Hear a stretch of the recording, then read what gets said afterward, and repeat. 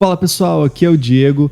E seguinte, estamos começando mais um episódio do Bookcast, o 14º episódio desse podcast, onde eu trago as minhas opiniões sobre os livros que eu venho lendo. E hoje eu trago aqui mais um livro que fala sobre tecnologia, o nosso vício na tecnologia, né?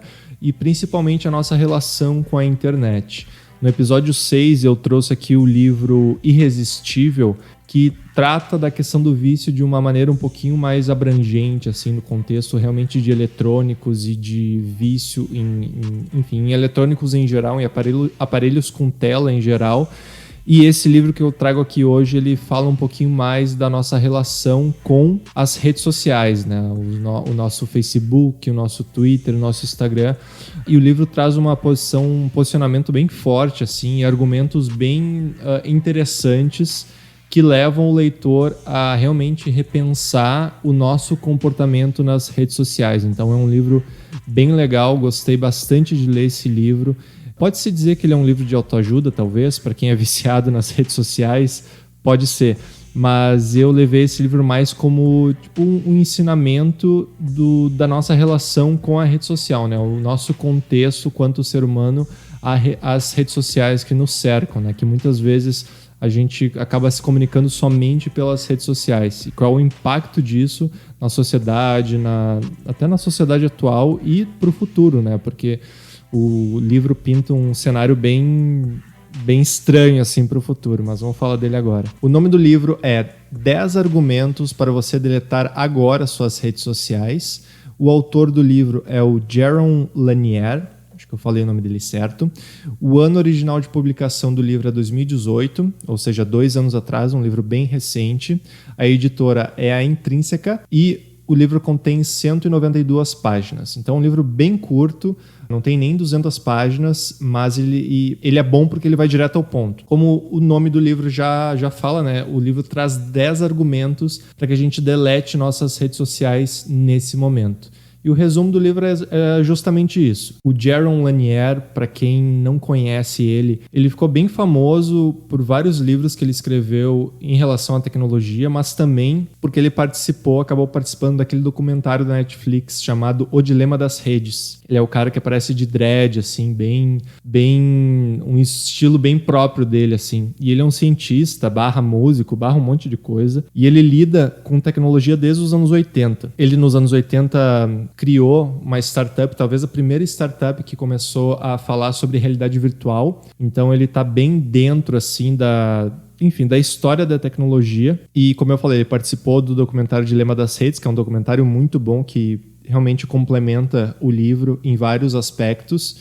E é um documentário bem negativo, assim, que fala do malefício das redes sociais. Apesar das redes sociais terem o seu benefício de conectar as pessoas e tal, esse documentário, O Dilema das Redes, e em alguns pontos esse livro também, em alguns pontos não, o nome do livro faz com que a gente delete as redes sociais. Então, esse livro realmente pinta um cenário bem obscuro para as redes sociais, assim, e o que elas estão causando na nossa sociedade e nas nossas relações humanas. Então, o livro traz isso. O livro cita um mecanismo, porque o que acontece? O livro é estruturado realmente como 10 argumentos, por isso que ele é curto. O autor, ele dá o primeiro argumento dele, coloca todas as justificativas do porquê ele acha que aquele argumento é realmente apelativo a fazer com que o leitor delete as suas redes sociais, e ele já parte para outro argumento. E tudo, esse livro ele é cheio de referências, tá? Então, eu li no Kindle, então eu só pressionava ali no númerozinho que aparecia ao final da frase e eu já conseguia ter acesso ao link da notícia que ele colocou no livro que justifica aquela frase que ele coloca no livro, né? E são fontes bem conceituadas, assim, são Times, New York Times, portais realmente que são conhecidos pela sua, enfim, por não disseminar fake news e essas coisas. Então, o livro ele é bem estruturado dessa forma. E ele é bem fácil de ler, porque ele traz os 10 argumentos de uma maneira bem sucinta e bem direta. O livro cita Estou tentando dar um resumo aqui do livro. O livro cita que uma das questões que fazem com que a rede social seja tão viciante, talvez, para a sociedade, é a questão do algoritmo, o mecanismo boomer, que ele chama. O mecanismo boomer nada mais é que é o algoritmo que decide as postagens que a gente acaba vendo quando a gente entra no Instagram, no Facebook, no Twitter. Para quem viu o documentário Dilema das Redes,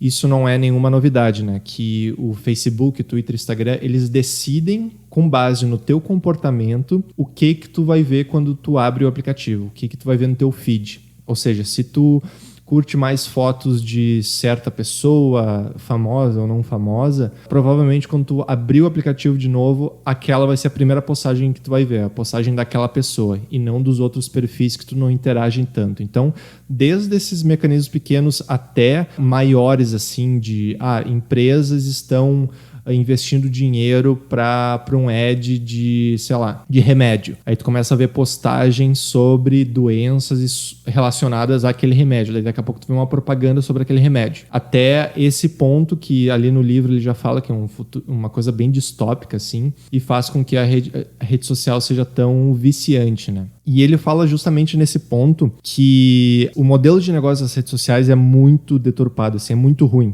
Por quê? Porque as marcas, o que elas fazem? Elas não fazem com que a pessoa simplesmente compre um produto que elas estão colocando ali na timeline deles. Mas ela faz com que a mudança de comportamento aconteça nas pessoas. Ou seja, elas estão manipulando as pessoas. Entendeu? Não é mais simplesmente colocar um ad de um remédio ali na timeline.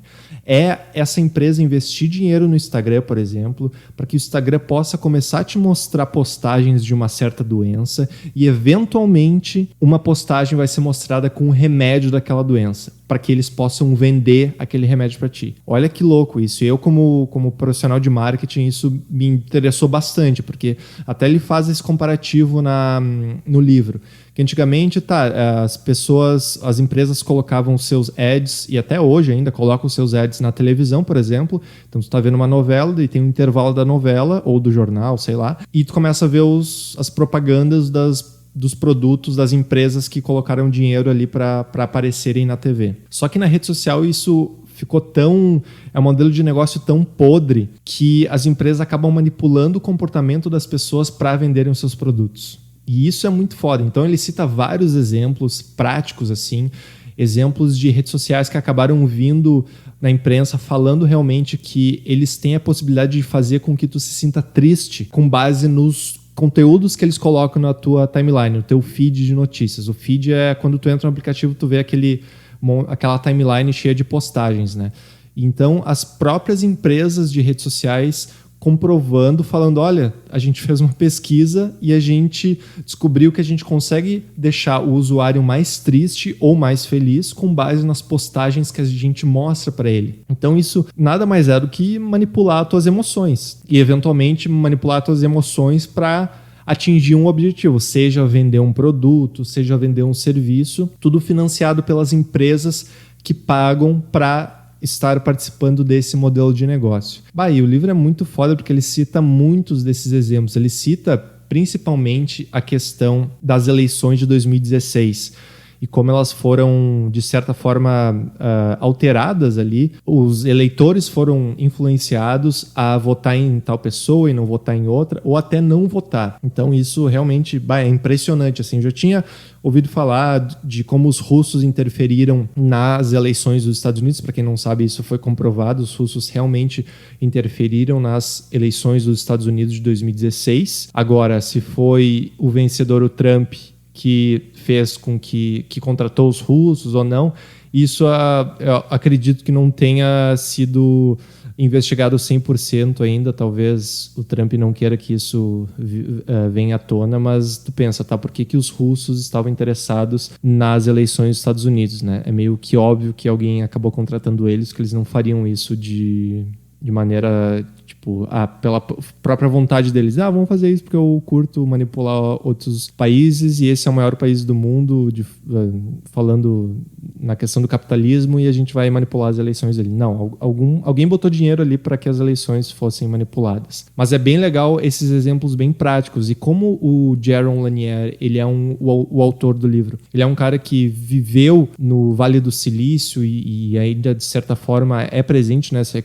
ecossistema, ele fala com muita propriedade das coisas. Ele fala realmente que a Google ela tem um viés de que ela consegue manipular sociedades, manipular países, manipular grupos. E isso não é... Isso está vindo à tona agora, eu acho. Tanto com o documentário Dilema das Redes, como outras reportagens que a gente vem vendo agora dos malefícios da internet e mais precisamente das redes sociais, isso parece que está abrindo os olhos assim, das pessoas. Então isso é muito legal. Eu vou citar aqui rapidamente os 10 argumentos que ele traz aqui, tá? De novo, não é nenhum spoiler aqui, porque se tu colocar no Google 10 argumentos do livro do Jaron Lanier, vai aparecer todos ali, mas eu quero citar aqui justamente para que eu possa te dar pelo menos uma febre de como o livro é, né? Então, os 10 argumentos que o Jaron Lanier traz para que a gente delete as nossas redes sociais agora. O primeiro deles é que ele argumenta que você está perdendo o seu livre-arbítrio. Ou seja, você está perdendo o seu poder de escolha, porque no momento que tu entra numa rede social que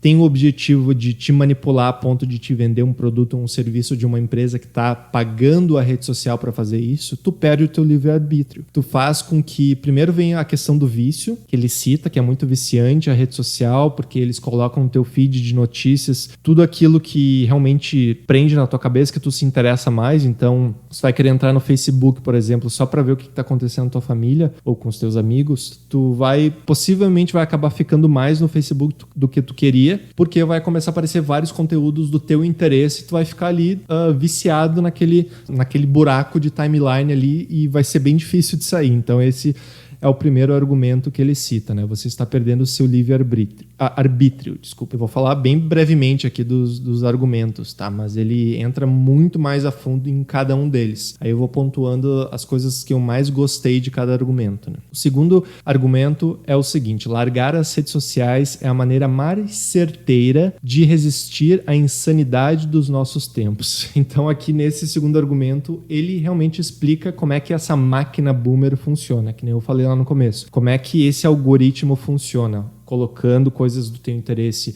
na tua frente, mas também te manipulando de certa forma a ponto de tu ter comportamentos que tu não teria se tu não tivesse acessado a rede social, entendeu? Então daqui a pouco tu acaba comprando um patinete, porque a empresa de patinete começou a pagar um Instagram para falar, olha, faz com que essa pessoa compre um patinete. Aí do nada postagens de pessoas andando em patinete, fazendo coisas incríveis, começam a aparecer na tua timeline. Aí tu fala, que foda, e daqui a pouco no final aparece um ad para comprar um patinete. Aí tu fica, que legal. É bem legal isso, né? Eu tava vendo vídeos de patinete e aqui já tem um patinete para eu comprar, que bacana. Não, é a empresa que tá te manipulando a fazer isso. Então esse segundo argumento cita isso e fala que largar as redes faz com que seja mais certo que a gente possa resistir a essa insanidade de ser manipulado, de estar numa sociedade onde de certa forma todo mundo está nos observando, né? Terceiro argumento, então, as redes sociais estão tornando você um babaca.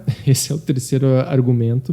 E aqui ele explica que o que dá certo na internet, aqui é muito foda, o que dá certo na internet e o que realmente tem destaque e explode são geralmente, e na maioria das vezes, coisas ruins, opiniões extremistas ruins, ou seja, sentimentos ruins. Então, grupos que fortemente são contrários a alguma opinião e tal, sei lá, vou citar aqui grupos racistas, por exemplo, ou grupos homofóbicos. Eles provavelmente vão ter mais destaque, ou seja, vão aparecer mais na timeline das pessoas, porque o sentimento ruim gera engajamento. Por mais que aquilo ali, tipo um grupo racista, seja horrível e quem estiver vendo aquele grupo não necessariamente é um racista, ele vai se sentir tão mal que vai engajar com aquilo e vai compartilhar aquilo, entendeu? Olha que merda, um grupo racista que eu achei aqui no Facebook, olha que doente os caras falando aqui de negros, de hispânicos, de um monte de raça e tal. Isso faz com que tu eventualmente passe esse grupo, compartilhe esse grupo a outras pessoas, e outras pessoas também podem ficar bem putas com aquele grupo, mas não é a tua opinião contrária que o Facebook está buscando. Ele quer que tu compartilhe de certa forma.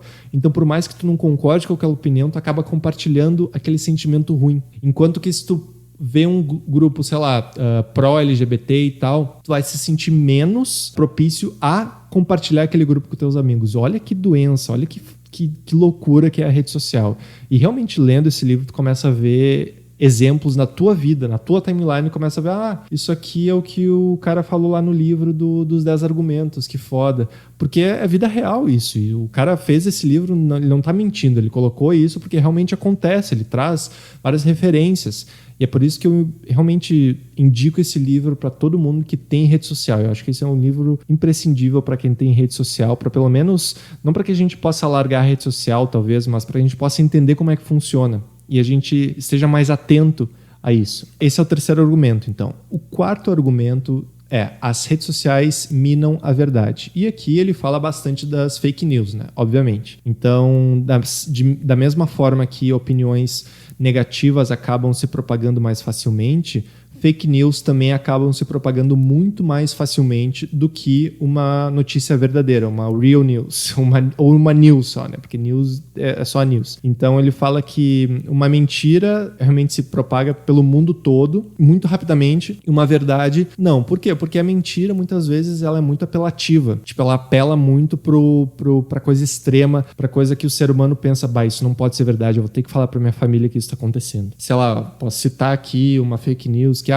uma das mais famosas fake news dos últimos tempos é que a Terra é plana. E tem grupos falando que a Terra é plana, porque não, a Terra é plana, estão mentindo pra gente, a NASA tá envolvida e tal, quando eles mostram aquela imagem da Terra redonda, não, aquilo é tudo mentira, aquilo é tudo efeito especial, a gente tá vivendo numa Terra plana. Essa é uma fake news, uma das mais famosas, que se disseminou por ser ridícula. Tão ridícula, tu acaba falando com o teu grupo de amigos, acaba compartilhando, falando, tu viu que tem gente que acredita que a Terra é plana? E realmente tem gente que acredita. Então até tu pega as pessoas que acham aquilo um absurdo, mas tu também vai pegar pessoas que vão acreditar naquilo. Então, que mostra nesse argumento que as fake news, elas se disseminam muito mais rápido e as redes sociais minam a verdade. Ou seja, meio que fazem com que a gente acredite em coisas que não existem, né? Esse é o quarto argumento para a gente largar as redes sociais. O quinto argumento. As redes sociais transformam o que você diz em algo sem sentido. Aqui é muito legal que ele fala da questão do contexto, né? Então, por muitas vezes, a rede social tira alguma coisa que tu coloca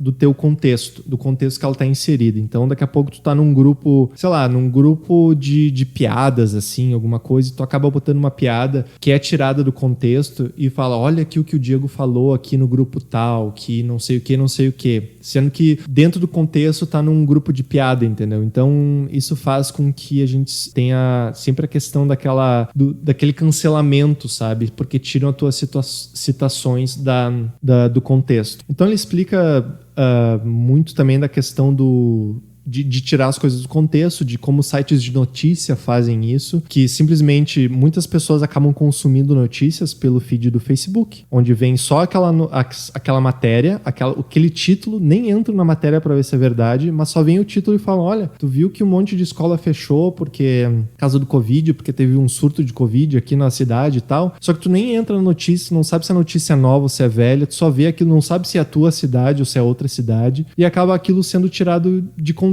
assim. Nesse ponto aqui, até ele fala bastante, ele não fala muito disso, mas eu comecei a pensar muito naquela cultura do cancelamento, sabe? A cultura do cancelamento, ela é muito forte, assim. E o que eu vejo nas redes sociais, principalmente no Instagram? O Instagram, ele é uma rede social que eu uso ela, principalmente para divulgar esse podcast aqui, mas ela é muito mentirosa. Tipo, as pessoas colocam só o filé da vida delas, só a parte que a vida delas é ótima. E daí tu começa a pensar que a vida de todo mundo é ótima. Tu começa a pensar que, a pessoa acordou às 6 da manhã pra treinar, fica se sentindo mal, tu fica, que merda, como ela tá botando aquilo ela acorda 6 horas pra treinar e eu não treino, não malho.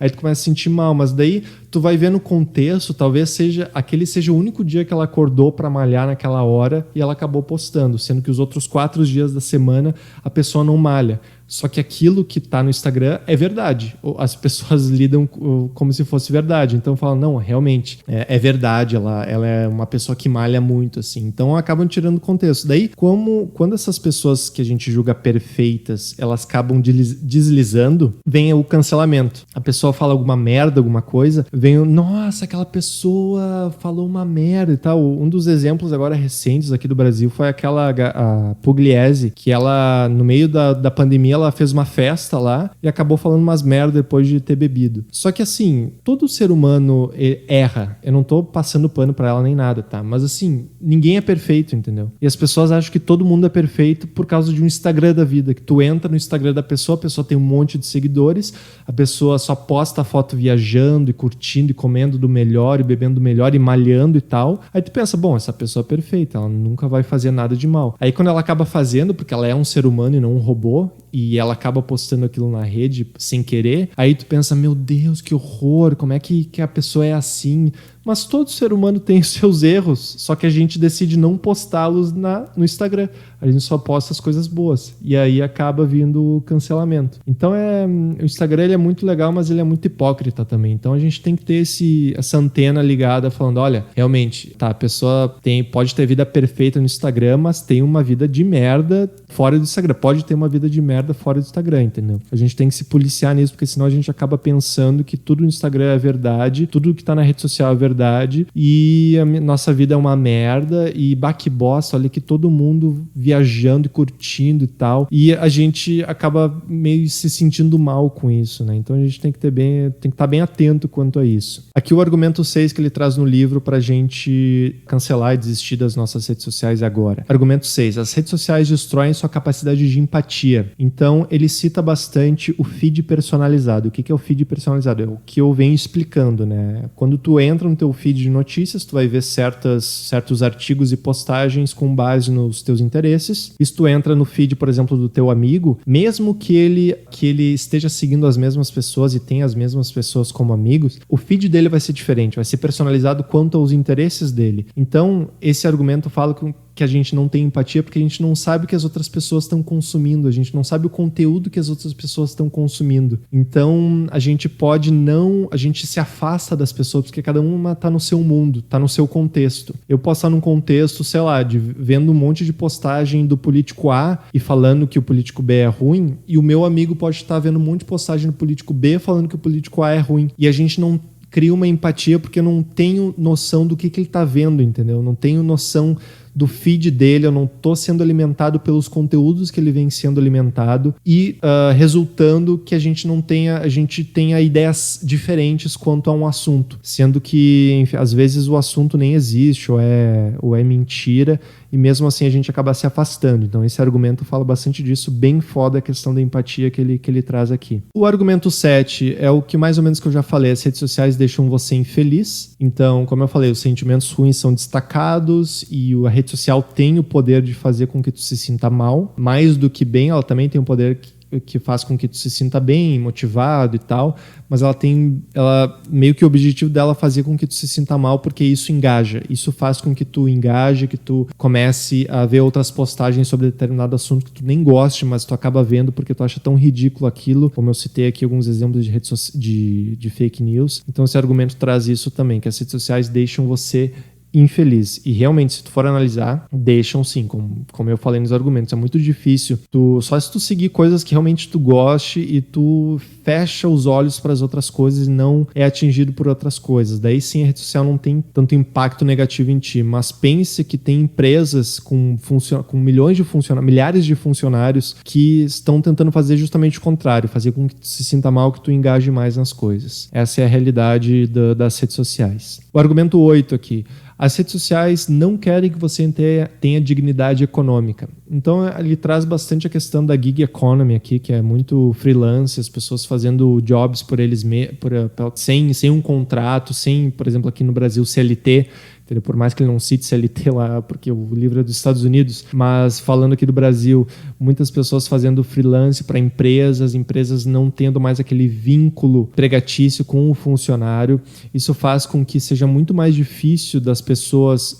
As pessoas acabam tendo muito mais liberdade, mas seja muito mais difícil para as pessoas conseguirem segurança, e ele traz bastante isso. Traz também a nova profissão, que é o influenciador digital, que ele acaba falando que o influenciador digital, diferente de uma empresa que tem vários funcionários, muitas vezes o influenciador digital é só ele. Então ele ganha milhões de reais só porque ele está postando, sei lá, uma foto de uma marca que está patrocinando ele. Enquanto que outras empresas têm toda uma estrutura com vários funcionários que poderiam estar ganhando aquele dinheiro de uma outra forma, sabe? Aqui ele sabe explicar muito melhor do que eu aqui explicando os argumentos, tá? Então, por favor, leia esse livro também para se aprofundar mais em cada detalhe aqui dos argumentos. O argumento 9.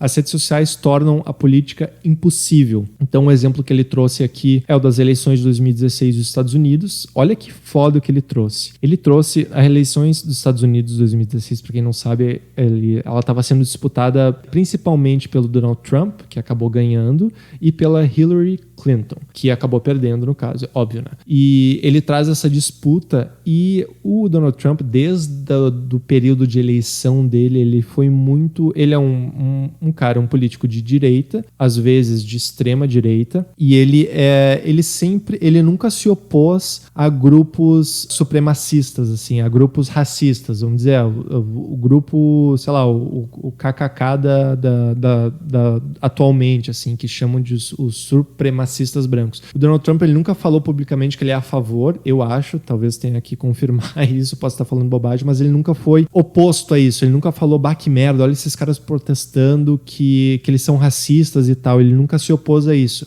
E isso era conhecido desde a eleição dele. Então, daí ele explica, o Jaron Lanier explica que com isso, alguns grupos, por exemplo, de negros, de cultura afro-americana tal, dos Estados Unidos, alguns grupos do Facebook começaram, e alguns usuários desses grupos começaram a receber postagens de não incentivo ao voto. Porque lá nos Estados Unidos também o voto não é obrigatório. Então, tipo, se tu não quer votar, não tem problema, não é que nem aqui no Brasil. Então, esses grupos acabaram recebendo, enfim, notícias e tal, desencorajando o voto desses grupos afro-americanos, grupos de negros dos Estados Unidos, fazendo com que o candidato Donald Trump pudesse ter mais, não ter mais votos a ele, mas ter menos votos contra ele, porque, obviamente, um candidato que se aproxima mais dos grupos de supremacistas brancos, ele vai receber mais votos desses caras e não vai receber votos dos grupos que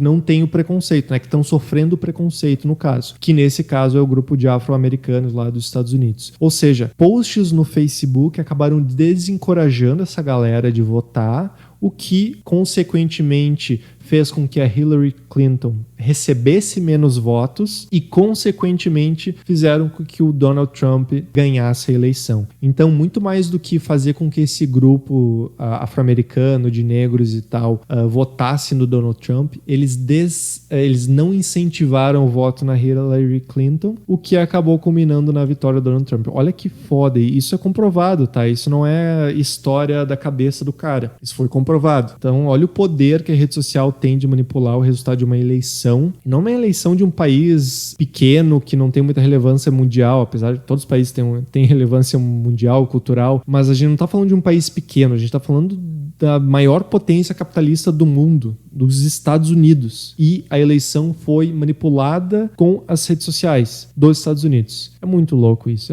Esse argumento é muito foda. E é o que a gente vê aqui, de certa forma, viu aqui no Brasil, né? Com a nossa eleição de 2018, graças a Deus eu não estava no país nesse momento e não votei, e então não sujei as minhas mãos com isso. E o último argumento, as redes sociais odeiam sua alma. Aí ele começa a falar um pouco da semelhança entre o algoritmo boomer e a religião e como o ser humano ele é visto atualmente na sociedade. Ele começa a meio que pirar na batatinha um pouco aqui nesse argumento 10, mas ele meio que fecha o livro dessa forma.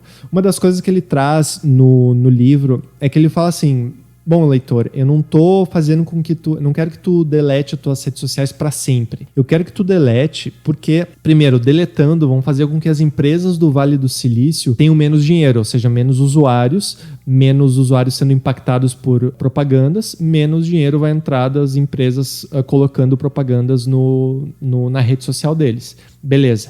Mas mais do que isso, vai forçar o Vale do Silício e essas empresas inovadoras a pensar em outras formas de ganhar dinheiro. Talvez não seja rede social, talvez seja outro meio. Ele cita aqui talvez uma estratégia que seria fazer com que a rede social seja paga, porque atualmente, desde o começo da internet, a internet foi muito defensora, as pessoas que meio que fundaram a internet foram muito defensoras da informação livre. Então, tu não paga para usar o Google, tu não paga para usar o Instagram, para usar o Twitter, para usar o Facebook. Tu não paga uma quantia para usar. Só que esse sistema ele tem que se sustentar de alguma forma. E qual foi a forma que eles encontraram? Publicidade. Tu não paga ali para usar o Google, mas os primeiros resultados que tu acha no Google são de empresas sendo pagas para aparecerem na primeira página do Google, que são empresas que estão dando dinheiro para o Google e falam, sabe o resultado da pesquisa quando o cara procura por shampoo? Eu quero que seja da minha marca, Head & Shoulders, quero que apareça no primeiro resultado do Google, Head & Shoulders. Daí a empresa vai lá, paga o Google, tá, beleza, vou te colocar como primeiro resultado lá quando o cara procura shampoo. Então é dessa forma que é financiado esse modelo de negócio. Então, talvez mudando um pouco e cobrando uma taxa das pessoas, faça com que a rede social não tenha que ser manipulada ao extremo por essas empresas. Faça com que o teu comportamento não seja manipulado como está sendo manipulado agora por essas empresas. Ele cita também brilhantemente a informação de que os clientes da rede social não são usuários. Os clientes são as empresas que pagam para que a publicidade delas apareça no feed de notícias da pessoa. Então a gente acha que a gente é cliente do Instagram, do Facebook. Não, são essas empresas. Então o Facebook vai fazer de tudo para entregar valor a essas empresas, não a gente. Então, se eles tiverem que fazer a gente se sentir triste para talvez, sei lá, comprar alguma coisa que faça a gente feliz, a rede social vai fazer isso, vai fazer com que a gente se sinta triste para que a gente possa comprar uma coisa que a empresa está pagando lá para aparecer no nosso feed. É impressionante. Tem aquelas coisas, o livro não traz isso, mas tem aquelas situações que a gente acha que o celular está nos ouvindo, e eu tenho certeza que está nos ouvindo. Eu não sei se foi comprovado isso ainda, mas eu tenho certeza que está nos ouvindo. Às vezes a gente fala, sei lá, eu quero viajar para o Japão. Tu nunca procurou viagem do Japão. Daqui a pouco tu entra no teu Instagram, a primeira coisa que aparece é hotéis no Japão. Aí tu fica, porra, como assim? Eu só falei para pessoa aqui na minha frente, eu não pesquisei, estão me ouvindo, sabe? Então é a vigilância a esse ponto, assim. Então talvez pagando a rede social, talvez uma taxa de R$5 ali por mês ou por ano, faça com que a gente se torne cliente da rede social e não as empresas que acabam colocando a propaganda delas lá no feed de notícias nosso. Ele também fala da questão da gente poder capitalizar os nossos dados. Ou seja, a gente vai pagar por usar o Instagram, por exemplo, mas eu vou receber dinheiro porque eu estou colocando postagens ali. E se as postagens forem relevantes, eu vou receber mais dinheiro do Instagram, porque eu estou dando dados a eles. Então, esse pensamento dos nossos dados valerem dinheiro também surge nesse livro assim. Quanto mais a gente usa certa rede social, mais dinheiro a gente vai receber, porque a gente está colocando mais dados ali para que a empresa possa trabalhar com aquilo. Porque o dado, ele é correlacionado. Então, por exemplo, assim, eu tenho interesse numa banda e eu tenho interesse em rock. E por eu ter interesse em rock, eu gosto de certa marca de roupa, por exemplo. E eu acabo comprando essa marca de roupa. As pessoas que têm interesse em rock vão começar a receber ads dessa marca de roupa que eu compro.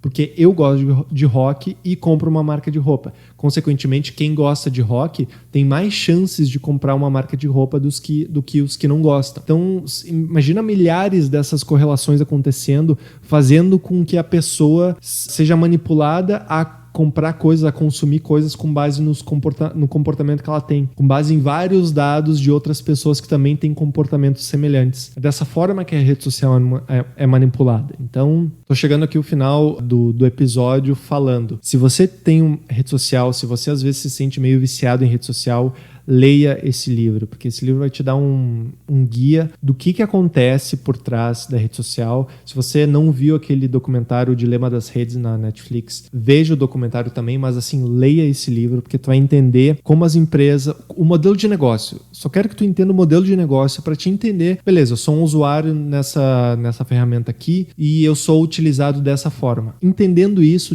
tu já vai mudar completamente a tua noção de rede social, dos teus sentimentos que tu sente quando tu entra na rede social, o que vai fazer com que tu fique mais tranquilizado e talvez até faça com que tu delete as tuas redes sociais, o que pode fazer com que tu se sinta mais feliz, mais contente, com mais tempo justamente para fazer qualquer outra coisa que não seja estar na rede social. Não tô falando para te usar todo o tempo do mundo para ser produtivo, mas a rede social, se alguma coisa tá te fazendo triste, se tu se sente mal, tem que largar essa coisa, né? Se tu se sente mal porque... E isso é o que o livro... Outra coisa que o livro traz também. A rede social nos categoriza por números. Tipo, o número da pessoa de seguidores é tal, ou seja, ela é mais relevante que a outra pessoa que não tem tantos seguidores. E não só a rede social acaba nos julgando assim, mas as pessoas acabam se julgando assim.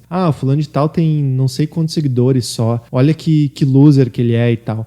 Isso já existe, a gente já está se julgando conforme os números que uma ferramenta na internet diz que a gente tem. Não é conforme como a gente é ou o que a gente coloca no mundo. É com base numa ferramenta. Eu sou julgado por outras pessoas com base numa ferramenta que foi criada por uns caras, uns nerds lá no Vale do Silício. E ele mesmo cita esses nerds e ele sendo um deles, né? Então, eu meio que me exaltei aqui, mas é justamente isso que o livro faz com que tu se sinta realmente manipulado. Assim, tô sendo manipulado há tanto tempo e eu não sabia, né? Que bom que a gente está sabendo agora, que bom que documentários como o Dilema das Redes estão sendo mais populares, estão saindo, porque as pessoas realmente estão se preocupando com isso, né? Então, pessoal, esse foi mais um episódio do Bookcast. Muito, muito obrigado pela sua audiência. Por favor, leiam esse livro se você tem rede social, se você se sente de certa forma triste ou viciado ou gasta muito tempo na rede social. A rede social, ela é, para algumas pessoas, até um ganha-pão. Então, tem os seus benefícios também, mas a gente tem que entender que tem muito mais malefícios do que benefícios. Então a gente realmente tem que abrir o olho a isso. De novo, muito obrigado por terem ouvido mais um episódio do Bookcast e até a próxima. Tchau!